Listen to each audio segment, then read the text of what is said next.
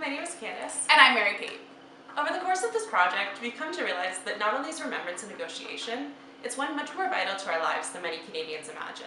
We started by finding our own place in the story. What did remembrance mean to us? And we encourage anyone who finds themselves here to ask the same question. To remember isn't simply to know the facts. It's to have a connection with them that entices some sort of emotion, whether that's happiness, anger, or even guilt.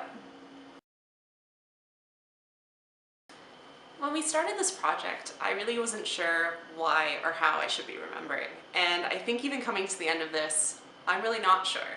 And I think a lot of that has to do with this negotiation process. And I don't think I'm done negotiating yet. For me, a lot of Remembrance Day is about the World Wars. My family lost, well, a lot of our crucial family members during it. And I hear stories about them all the time at home because my grandparents are really involved in our history. And then my brother actually enlisted and was about to go to Afghanistan when he blew out his shoulder and didn't have to go. So that really redefined what war was about for me, as soon as it impacted me. And I think a lot of Canadians are struggling with remembrance right now because they don't feel it impacts them. And I think if that's the way you feel, then this is kind of your call to arms. Negotiate what you feel remembrance should be. Negotiate who you feel should be included, and make it relevant to you, because that's the only way you'll enjoy it. Remembrance has always been kind of hard for me. I've grown up loving history, especially war history, and I've always found that I loved learning about it and engaging with it, but I've never really engaged with remembrance in the same way.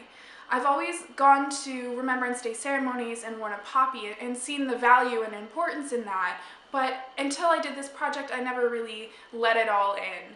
And looking at all of the history of remembrance specifically, and all of the things that come with that, and all of the choices that you have, and all of the different ways to honor those who have fought for us, it's really overwhelming. And I think that people like to say that one way or another is better, but I think that just finding your own way is how it needs to be. Informed remembrance is truly the goal of this collection.